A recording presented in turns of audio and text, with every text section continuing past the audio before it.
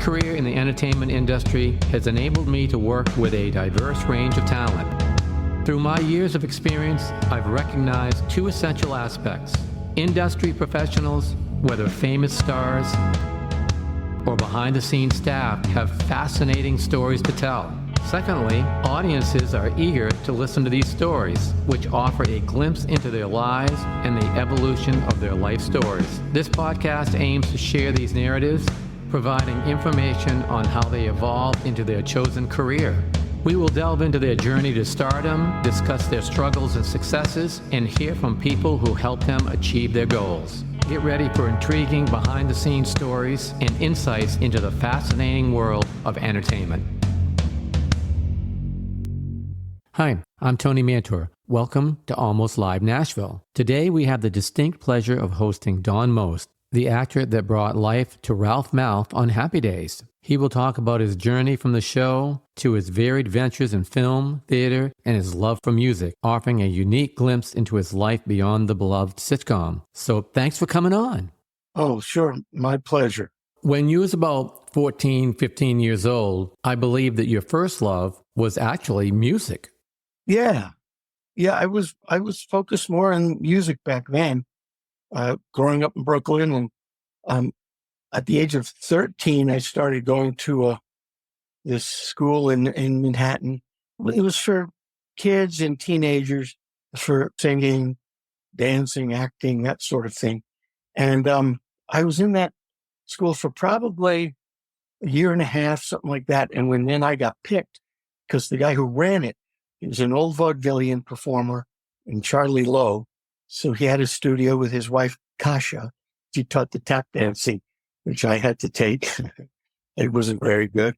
But then he would handpick some of the best students, or whatever you want to call it, and created like a review, like a nightclub act called the Broadway Show-Offs, because his studio is on Broadway, 1650 Broadway, I remember. So I was picked to be in this review, and then he had an agent that would book the show up there was a big resort area upstate New York called the Catskill Mountains. Oh yeah, great place. Some of your listeners will know, some won't. The movie Dirty Dancing was set in the Catskill Mountains, and Walk on the Moon was another movie that was set there. They had a whole bunch of hotels, and they would get some big name entertainment in their heyday. Yeah, I remember those places. They were great. The summer that I was turning 15, I spent the summer up there and performed in a bunch of those nightclubs up in those hotels all summer long. So yeah, that was sort of my first real professional job. And I thought the music is where I was mainly focused on. So how long after that did you turn to acting? Probably about a year later, I really switched gears, and I started getting laser focused on the acting side. And I put the music aside for a while. Just circumstances. I think it was being exposed to, it was a very fervent time for filmmaking then in the late 60s. Some great, independent type movies that were being made that I became really a fan and hooked on going to see all these great films, with Dustin Hoffman, Midnight Cowboy, and Jack Nicholson. I became a huge fan, seeing him in Easy Rider and Five Easy Pieces. And then, Bogdanovich's films, Last Picture Show. It was just a great time. And that's when I went to a different school in New York for strictly acting. And that's when I really sort of changed the course. So what led you to make the move from New York, where there was several things going on, to L.A.? Well, there were a lot of things going on. But, back then, so when I went out to LA, it was originally just for the summer after my junior year in college. That was my plan. What happened was, when I did switch gears, I was able to get a manager through that acting school, and she sent me out, got me with agents, and I went out on I did a lot of commercials, 4 years, from the time I was 16 till I was 20. I did like 40 commercials, and a lot of them were national commercials. And I was up for a couple of Broadway plays. I came pretty close. Actually, one of them was the original Jesus Christ Superstar. And I got through like 3 different singing auditions. And I was like getting really close. But then I had to get through a dance audition. And couldn't make that. Okay. So I wound up not getting it. But, but back then it was mainly theater in New York. The soap operas were big and commercials. And there were some films every once in a while that would be shooting in New York. There wasn't a lot of television going on, network kind of primetime television. There was very little of that. Most of the films were still being done in LA. And so I decided after my junior year to go out there for the summer, make some headway, make some contacts. And then I'd go back to school, finish my senior year. But I'd already have a foothold so that when I graduated, I could get out there and maybe hit the ground running was the thought. But then what happened was I went out there just for the summer and I landed it. I was able to get an agent out there because of the agents that I worked with in New York. They referred me to several agents and one of them signed me and they started sending me out on auditions for like some guest roles on TV shows. And I landed a couple of them very quickly. So it was a tough decision, but my manager actually at the time said, you should think about taking 6 months off of school and not going back because you got some momentum going, Yeah, that must have been a pretty tough decision to make at that time. Well, actually, I didn't think about it very long. When they said you should do that, I said, so I just, on a dime, actually, I was supposed to be back at school in a few days for my senior year, start senior year. And I didn't go and, I had to change everything. And then I just stayed out and nothing happened well, I got another part. I did get another part and then nothing happened for several months. And I was thinking, I made a mistake. And then that's when the audition for Happy Days came up. And then I was also up for a TV movie at the same exact time that producers and directors really liked me a lot. And my agent said I had a great chance of getting it. And then after I did the screen test for Happy Days, and then they made an offer for me. And we actually turned it down. It was a Friday night. Turned it down because I was at the time more interested in the TV movie than doing a sitcom, television show. And the TV movie was being directed by a guy who was a big director at the time. He had directed the original Brian song, which was huge. And he was going to be directing this. And there was a writer the guy who had written this project had written a movie called The Summer of 42, which was a film I loved back then. And so I was more interested in that. So my agent and I talked and we decided to pass on Happy Days on that Friday night. Some of my actor friends were saying, what are you, crazy? Why'd you turn it down? And all this. And as luck would have it, my agent played basketball every Saturday at Gary Marshall's house. It's the guy who created Happy Days and went on to direct a lot of big movies after.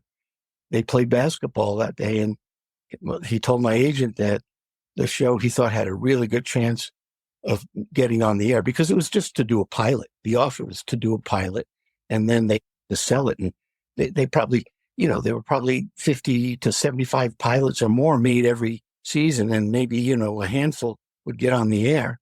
So you don't know. But he told my agent it had a really good chance.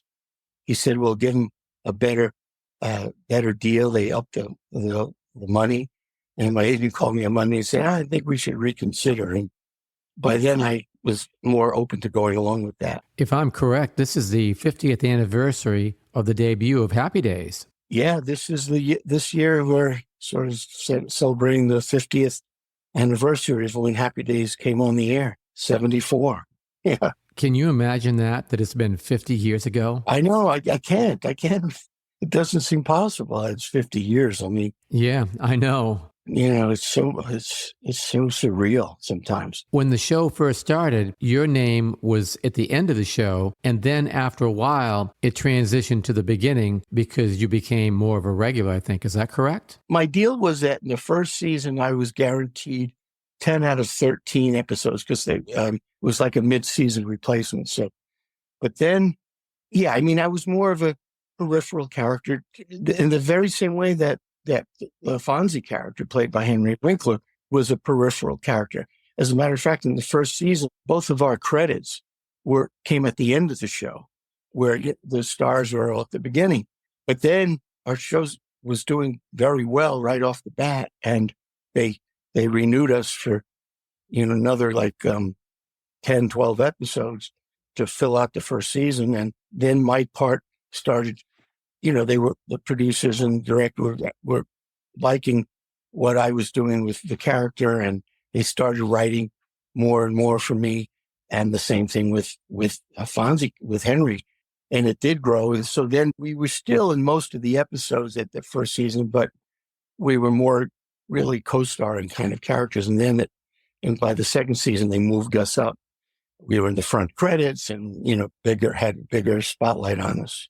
Yeah, that's so good that it happened that way. So with all the shows that you did, what stands out as one of the top few that you will always remember when you think about the show? And it's a tough one because there were so many episodes that really felt great. One that it was the first episode where my character was the integral part of the story. And this took place in the third season, but the first or second episode. And it was the one where somebody had absolutely destroyed Fonzie's motorcycle. He was out to get the guy who had done it. And it turned out that it was me, that I accidentally backed into it. And then I panicked and I didn't know it had gotten caught in my fender or something. And I went forward and back and forth. And, it just got worse and worse.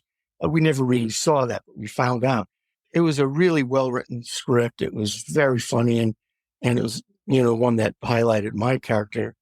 That one always has a strong impact for me and in my memory. But there were a bunch of other episodes. So the thing that really stands out for me is the relationships that we had. We really became tight, all of us, and were a family. And it was the collaborative effort and all of the discussions that we would have sometimes in between filming. And those are the things that really stand out for me. Yeah. So you had so many special guests on the show during your time. Yes. Yeah. I know you've mentioned John Lennon was on. Who else comes to mind when you think about your special guests on the show? Yeah. Well, John Lennon wasn't as a guest star. He came and just totally unannounced. He came onto the set with his son, Julian, who was like 9 at the time, just wanted to visit. I guess they were watching the show and he wanted Julian to maybe get a chance to see us, meet us. So that was pretty wild. But in terms of guest stars, we had some really interesting guest stars. But of course, the one that stands out is Robin Williams, who launched on our show. Yeah, I remember those shows with him. And then became, had his own show, Mork and Mindy, that spun off from that episode. All of us remember that so vividly because when he came onto the set, it was like, whoa, where did this guy come from? It was like he was from another planet, because nobody had ever seen the kind of quick, spontaneous things he was coming up with in terms of lines and the body language and sounds and everything he was doing. And all of us felt that it was maybe one of the weakest scripts that had come across our table. And we thought, God, this script, this isn't going to work, but then with Robin in it, it totally got transformed, and where the network there was such buzz going on about him that a lot of the network people came to the show that Friday night where we shot in front of an audience. After the weekend, we come in on Monday or Tuesday and we find out, oh, Rob's got his own show now. It was that quick. Yeah. It was like, he's got his own show. What? Yeah, that was really amazing. So you stayed with the show, 6 or was it 7 years? It was 7 seasons. Oh, okay, 7. 7 seasons, but it was like 6 years because we did that mid-season and the first full season kind of in 1 year. But yeah, it was 7 seasons. The show ran 11. Everyone always said that hindsight is 20/20. So looking back, do you have any regrets on leaving the show early, or do you believe that was definitely the right move for you to make at that time? Oh, that's a tough one because at the time I felt there were a lot of reasons, combination of reasons. First, I knew I was already facing being typecast because that very much more prevalent then when there were only like 3 networks on and there was no cable, and there was no internet streaming or anything. So, we had 50, 60 million people watching us on a Tuesday night when we were number one. Yeah. You'd get more associated with a role than people would today when there's so many options to look at. Sure. But so I knew that I was facing that. And I also felt that the scripts, the quality of where it was going after, 6, 7 seasons. So it was I did 7. It's hard to keep a show, growing and getting better and fresh. And I felt it was kind of going downhill in a direction that didn't feel right. So combination of that and, like I said, and I wasn't very much like the character I played. Right. I was just playing Roland. And here, I didn't want to be so locked down into to only playing that kind of character. And it was very strong feelings that I had about wanting to do all different kinds of roles. And so at the time, I felt it was the right move. Yeah, in retrospect, I don't know. I still think it was, but there were some tough times after that trying to break away. It was difficult, and I knew it'd be hard, but I don't know if I knew it would be quite as hard as it was. But I kept plugging away, chipping away at it, and gradually I got a role that was different. And then it was like people saw me a little bit. Oh, wow. I played like a, psychiatrist in some show. And then I played this almost like a Kiss kind of character, a metal rocker kind of guy in a different episode. And they started just playing, and I played an attorney. And then, so slowly it started to open up, and then I got some independent films, and then a studio film. And then I was doing theater a lot in between to play all different kinds of roles. So it would get better, then it would kind of even out. But now in the last 4 or 5 years has probably been the best period for me in terms of getting different kinds of films with really interesting roles that are all very different. I think, I attribute that to getting older and, being further and further distanced, obviously, from what I was back in that day in terms of age and the way you look and all of that, and the time that has passed, and the fact that I think that I've done some different kinds of things, so people have seen it. And now, I've gotten roles in the last 5 years that went from playing a small town pastor to a polygamist. Literally, it went from saying a pastor to a polygamist, and then everything in between, an attorney defending a wounded vet, and then a career criminal, and then a guy who owner of a minor league hockey team, and then I did a Western, and then I did a film where I played a king in medieval times. And now just recently I did a film that's coming out in November called Harson's Island Revenge, where it's a true story during the Prohibition with all the bootlegging going on. It's in Michigan, and they were getting the liquor from Canada, and there were different mobs that were competing for control. And there was a gang called the Purple Gang, and it was a Jewish mob, and I play the head of the Jewish mob. So it was a pretty intense role. So I'm really looking forward to having that come out. I haven't gotten to see it yet, and I'm hearing really good things about it. So this is what I had in mind. It's taken a little longer than I hoped to get into a better stride, but better late than never. Yeah, and I think there's one person in Happy Days that you'll probably remember forever. I think, to my knowledge, she's kind of stuck with you for a long time. Yeah, yes, indeed. I'm glad that she showed up on that 7th season before I left. Yeah, absolutely. Yeah, I met my wife on the show. It was the 7th season. It was an episode. She had a small guest role where she played a model at a photographer's studio. So we met, during the rehearsal.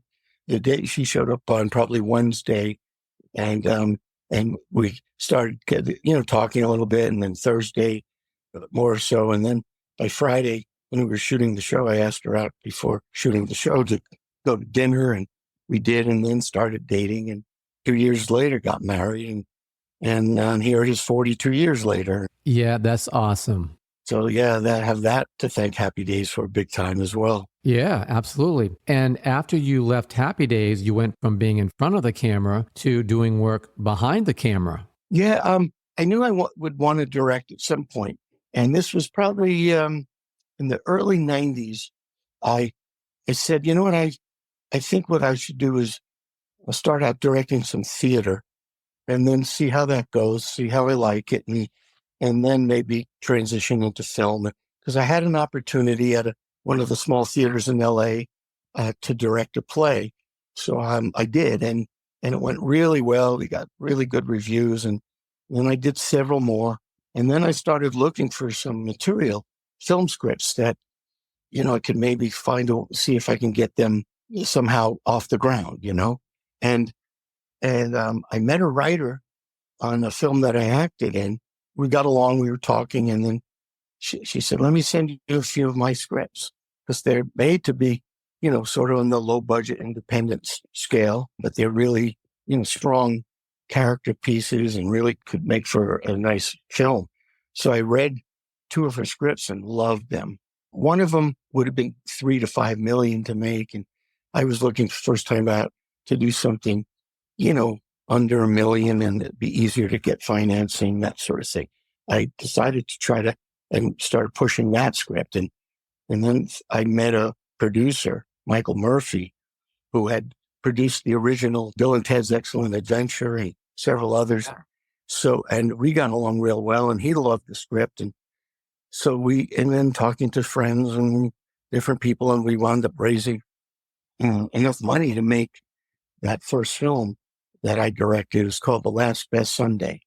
Really proud of the film. It came out really well. It got some awards at some festivals, and then it even got picked up for some distribution. And the two lead actors were great, Douglas Spain and Angela Bettis, and we got a great review in Variety, so it was a great experience. And that led to several years later me doing my second film, a film called Nula. We had a great cast. Young Shailene Woodley was 13 at the time, and then Shailene has gone on now to become pretty big. We also had Treat Williams in the film, and William Mapother was in it, and Curtis Armstrong. I'm leaving out a few other people, but great cast. And it premiered at the Newport Beach Film Festival. I got an award for directing in that, and which was great. And then we also got some distribution. People can still see these films. I think they're on Amazon, Tubi, and a bunch of other streamers. And then I have a bunch of other projects that I've been trying to get off the ground there, in development, so to speak. And hopefully I'll get some more going, because I enjoyed that very much as well. Yeah, that's really good. So now I think I can say that it's gone full circle. You've gone from music to acting, back to music again. Yeah. It was about 10 years ago. I'd done I didn't completely burn my bridges on the singing back then. There were times when I would do it here. I did some musicals, musical theater. And then there were a couple of times where I did some club in LA. I tried it out, but it was back in the late 70s, early 80s. And that music wasn't really in favor, the jazz standards and American songbook. It was kind of looked like passe or something, but it had a big comeback when people like when Natalie Cole did that album dedicated to her dad Nat, and Diana Krall started doing all these great albums with bringing that jazz, the jazz standards, and then of course Harry Connick. Oh yeah, when he did Harry Met Sally, and the song that Had to Be You, and then people like Rod Stewart started doing standards. So I said about 10 years ago, I said, if I'm ever going to do the music, which I've always loved, that style, that kind of music, I better do it, because, I'm not getting younger. And so I was able to put together a show. I found a musical director, and he found us, some great musicians in LA. And I was able to do a jazz club called Vitello's out there. And it went over great. So it led to me doing some more clubs in LA, and then clubs in New York, at 54 Below in New York, and the Iridium Jazz Club and the Cutting Room. And then I started getting some shows booked in some theaters around the country. And then it led to me doing my first CD, which was called Mostly Swinging. And that was with a musical director I knew out in LA, who's a trumpet player, arranger, great arranger of that style of music, just phenomenal. We did that. It's called Mostly Swinging. And it turned out really well. And it introduced more people to what I'm doing, which was great. And then, then it led to a few years later, I guess that's when you and I met. Yeah, I think you're right. It was a mutual friend of ours online introduced us. Yes. And then you were coming out to LA because Bobby Wilson, I think, because his dad, I guess, was getting a star on the Walk of Fame there. Yes, I produced and managed Bobby at that time, and Jackie Wilson was getting his star on the Walk of Fame. So you and I talked, and we got together for lunch at, it was that famous restaurant. I forget the name right now, but I'll think of it later. But we had a really good conversation about music. Yeah, it seems like yesterday. I remember you saying, you thought that if I did another CD, that yes, we could still do jazz standards and all that, but not in the big band style. Why don't this time try a more contemporary jazz approach? The way a Diana Krall or I guess a Harry Connick would do. Yeah, I loved your style and your voice, and I thought that it could do really well that way. Yeah, I think that's a great idea. That makes sense for the next one. And then that led to me coming out to Nashville and recording with you, and had such a great experience working with you and recording the CD, which is called New York High, which one of the singles, an original, the only original. All the others were, mainly jazz standards, or a couple of 60s, 70s songs sprinkled in that we sort of had a new take on, which was fun. I've been getting great feedback to that CD, New York High, for sure. Yeah, I really enjoyed doing it, and plus it did well in the UK. Yeah, very well there. On the Heritage chart, it got up to number 10, and it was on in their top 40 for a long time. So yeah, it did well there, and I think it did much better than 10. I think it hit 5 or 6. I don't know. No, I think it peaked at 10. I think so, but I could be wrong. But it did well. So I'm looking forward to introducing it to more and more people and getting it out there in a bigger way. Yeah, me too. So what's on the horizon now? Anything that you can tell us about? Nothing that I'm working on right now, but I do have one I mentioned coming out in November, Harson's Island Revenge. A few others I would mention that came out, in the last couple of years that people could see that are streaming. One is called County Line, No Fear. I did that with Tom Wopat, and it's a really fun role that I play in that. Nice. And Far Haven, a Western that I did, and that was some really great cast.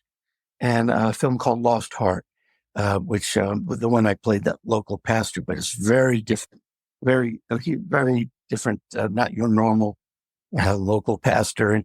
And it's a really fun movie that has a lot of heart. There's some projects I'm talking to some people now about for the future, but they're not definite goes yet. I read the scripts and I really liked them and said, yeah, I'd be very interested in playing these roles. So I'm just now waiting for them to get it lined up in a, where it's greenlit and ready to go. Yeah, that's good. So we'll see. Hopefully soon. Yes, definitely. So I understand you're coming to Nashville for Comic-Con. Oh, yes. At Gallatin Comic-Con, October, I think it's 26th and 27th. So that'll be a lot of fun because it'll be a little reunion of sorts because Henry Winkler and Anson Williams are going to be there with me. We got together for one of these about a month ago in Wisconsin, and it was a blast. It was so great getting together with them again and hanging out and meeting everybody. So we'll do that again at the Gallatin Comic-Con in October. Yeah, I definitely have it on my calendar. Oh, great. How far away is that? It's about 25 minutes for me. Oh, good. That's a lot closer than I knew. Yeah, it's not far at all. All right. Well, it'll be great. Yeah, it will. I'm looking forward to it. This has been a great conversation. I really appreciate you coming on. Oh, yeah. Thank you, Tony, for having me. Great to talk to you again, and look forward to seeing you in October. Yeah, absolutely. See you then.